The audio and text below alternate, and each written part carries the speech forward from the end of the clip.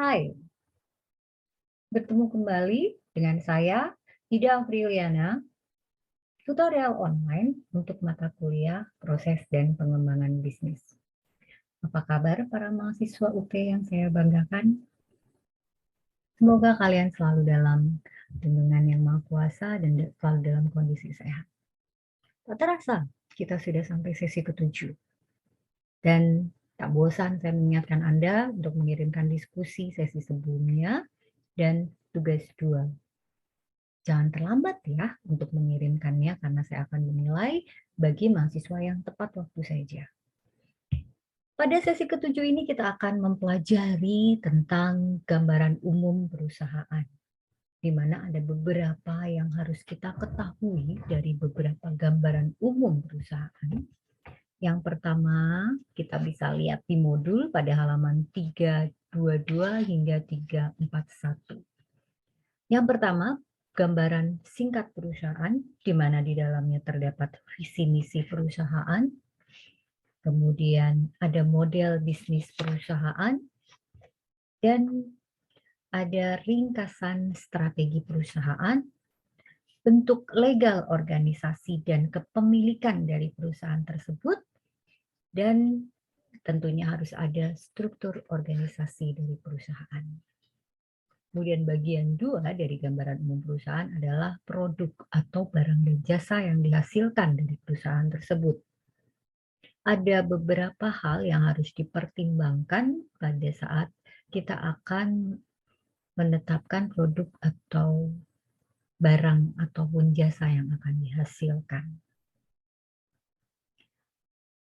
Kemudian yang ketiga adalah kekayaan intelektual, di mana kekayaan intelektual ini sangat penting untuk sebuah perusahaan karena bagaimanapun semua ide, kemudian desain, produk, temuan itu dilindungi oleh hukum kekayaan intelektual. Hukum kekayaan intelektual itu ada hak paten, ada merek dagang, ada hak cipta. Apa perbedaan ketiganya kalian bisa baca di modul halaman 3.35 sampai 3.36. Dan yang keempat adalah lokasi bisnis atau di mana kita akan membuat perusahaan yang akan kita dirikan nanti. Ada beberapa pertimbangan tentunya di sana. Kemudian yang kelima adalah manajemen karyawan, sangat penting di dalam suatu perusahaan ya, manajemen yang baik dan karyawan yang bagaimana sih yang bisa mendukung majunya sebuah perusahaan.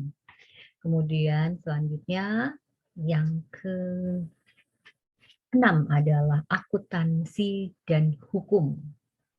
Ini juga sangat penting untuk pada saat kita memberikan gambaran perusahaan. Yang ketujuh adalah asuransi, di mana asuransi itu penting dipertimbangkan pada setiap bisnis.